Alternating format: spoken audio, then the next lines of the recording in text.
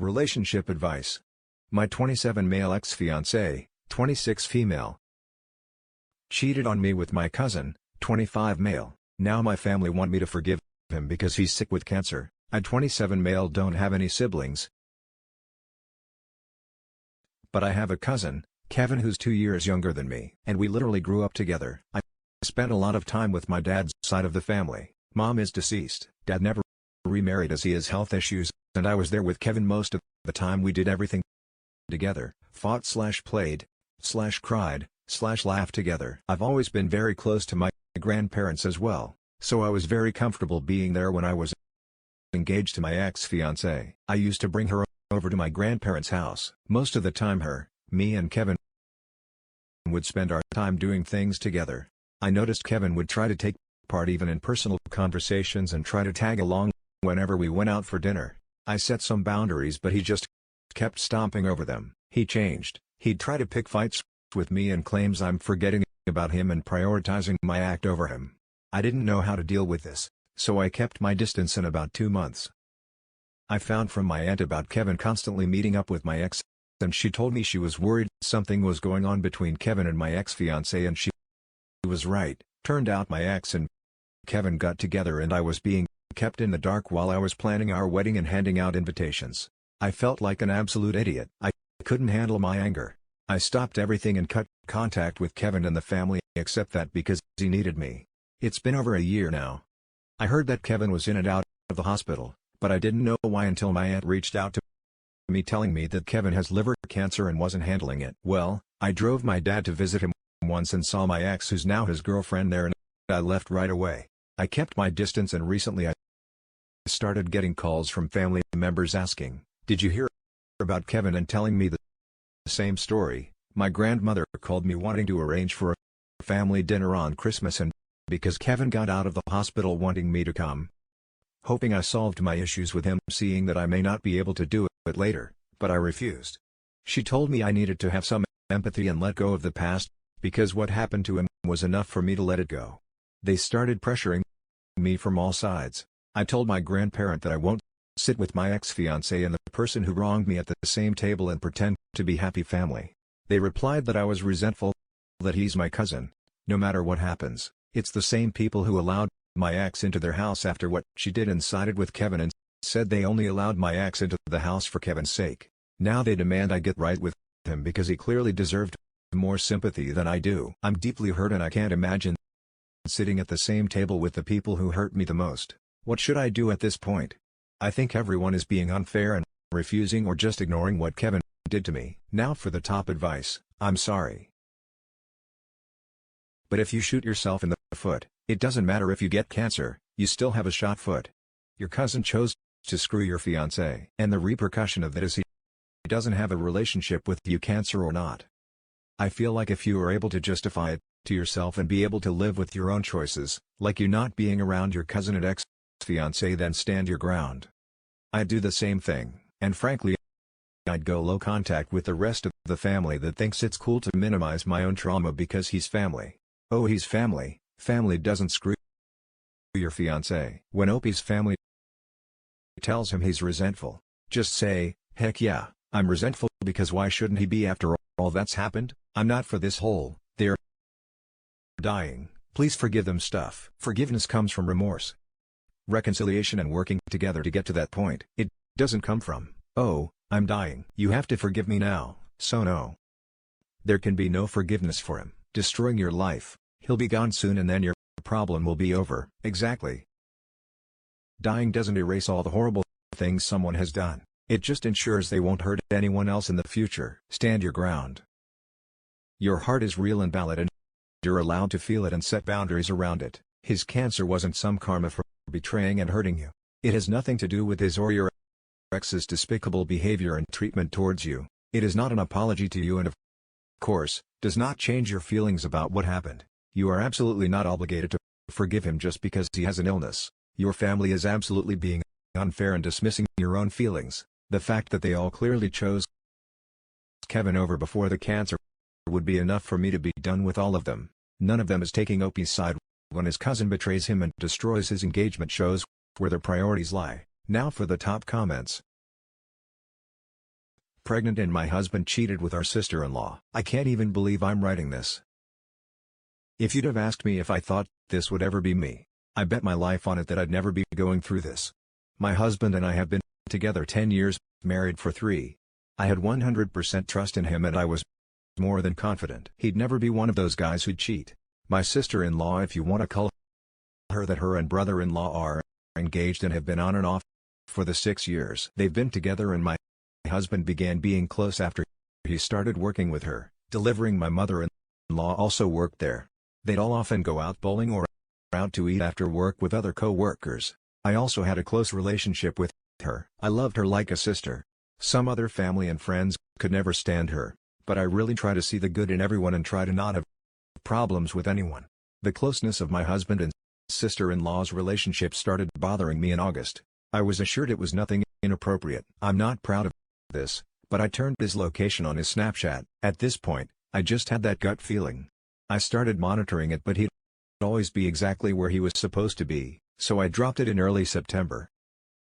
My husband got a new job and I felt much better. Late September, sister-in-law and brother-in-law broke up yet again, but my husband kept hanging out with her with my mother-in-law and other co-workers from his old job. It bothered me, but I tried not to be the psycho-crazy, controlling wife. Also in early September, we found out we were pregnant with our second child.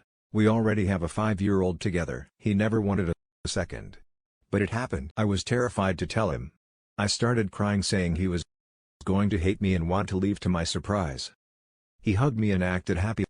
Last week of October, he turned off his Snapchat location and I started panicking. I should have brought it up, but I didn't. If I did, none of this might have happened. But I know I can't blame myself. November 2nd. I got a text from him saying he was going bowling after work with the old co-workers and that he felt we needed a break because he wasn't happy. I was taken completely by surprise.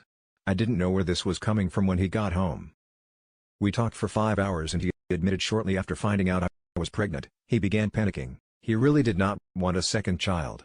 He also said he feels like his friends don't like him, that he's tired of this pandemic, he feels inadequate at work and feels like he isn't knowledgeable enough, that he fears he'll never be successful enough, etc. He said he has been feeling depressed and self-harming for the past couple of months and that he had been confiding in his sister-in-law about everything.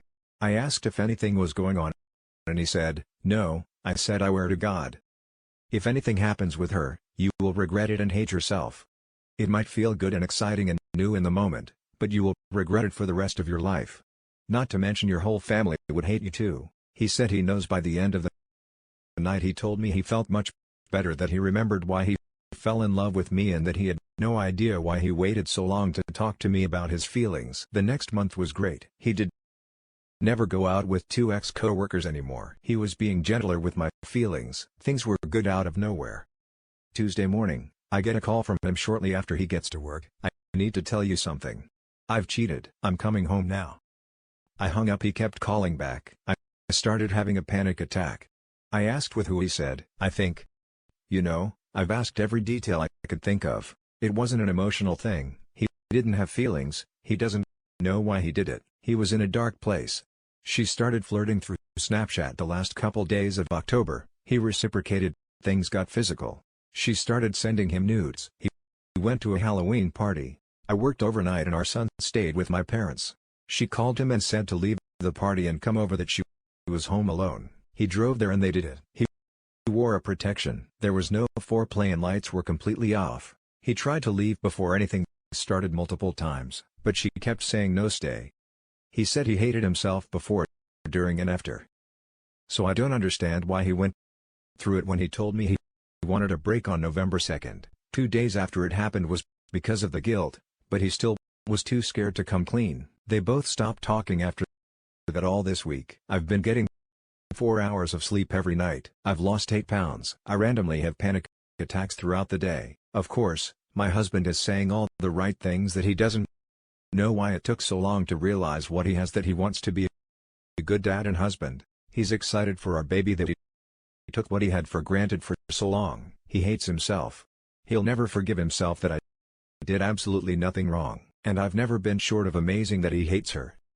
He feels like she took advantage of him when she knew he was weak and vulnerable, that he knows he doesn't deserve me, that he had the perfect wife in life and threw it away for nothing. I was betrayed by who I truly believe deep down in my core was my soulmate/love of my life. I was betrayed by sister-in-law who I thought was one of my closest friends. I also now feel betrayed by mother-in-law because she is still best friends with sister-in-law. She went out to get nails done with her the day after me and her found out everything, never even asked me how I was. It's embarrassing, but I can't stop sleeping with him. I always imagined if this would happen to me, I'd be burning his clothes and hammering his PS4. I used to think the women who stayed were crazy. I want to stay, but I don't think I can. I keep playing the movies in my head and I don't think they'll ever leave. I don't believe it would ever happen again, but I also believed it could never ever happen the first time either. I feel embarrassed, stupid, gullible. Now, for the top comments.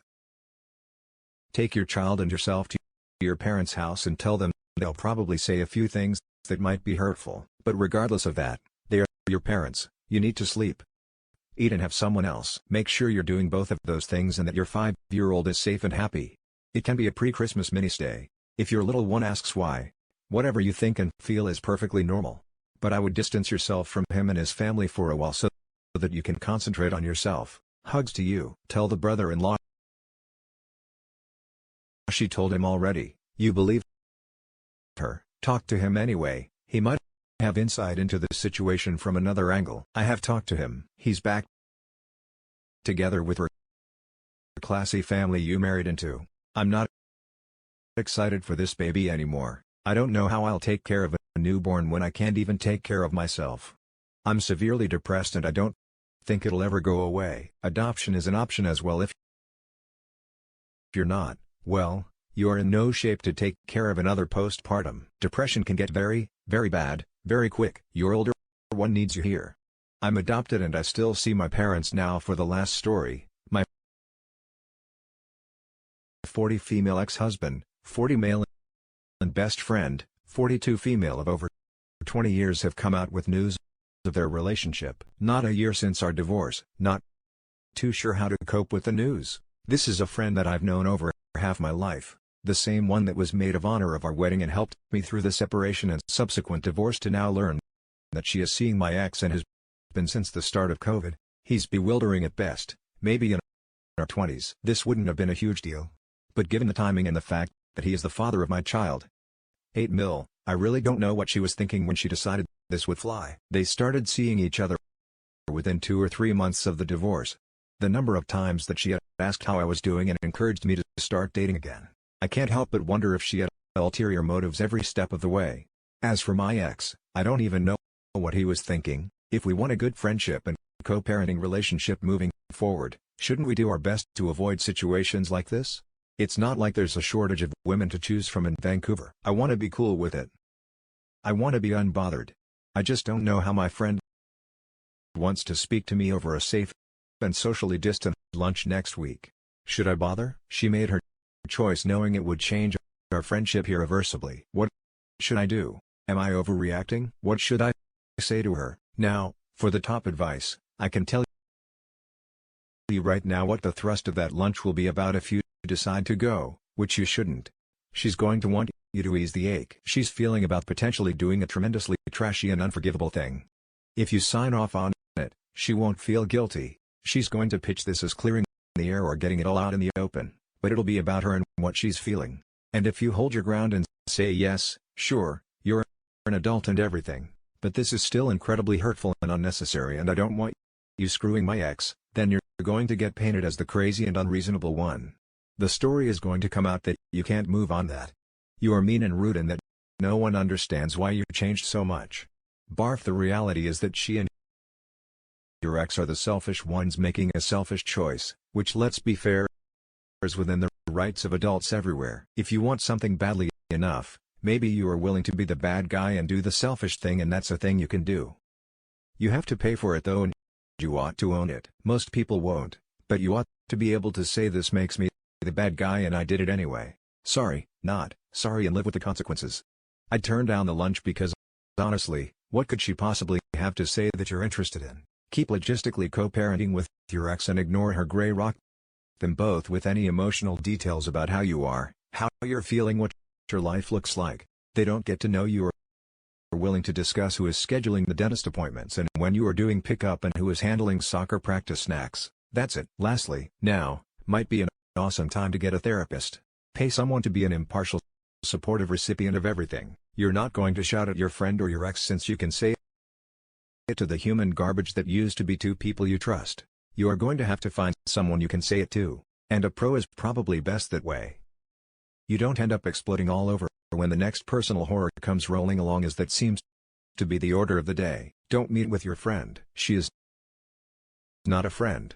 You can be civil if you have to cross paths. Definitely agree not to bother with the conversation. It's not for OP's benefit. The friend just wants to assuage her own guilt. She wants your blessing, but the damage is done. What she's looking is the okay or the no and how dare you reaction to paint you as the evil ex-wife who doesn't want them to be happy. Keep it civil with ex for the kids, but keep the best friend out of your life. And that's it for this video, guys. If you have thoughts to share, leave a comment below. Don't forget to hit like and subscribe if you like this content. I'll catch you in the next one. Good day, everyone.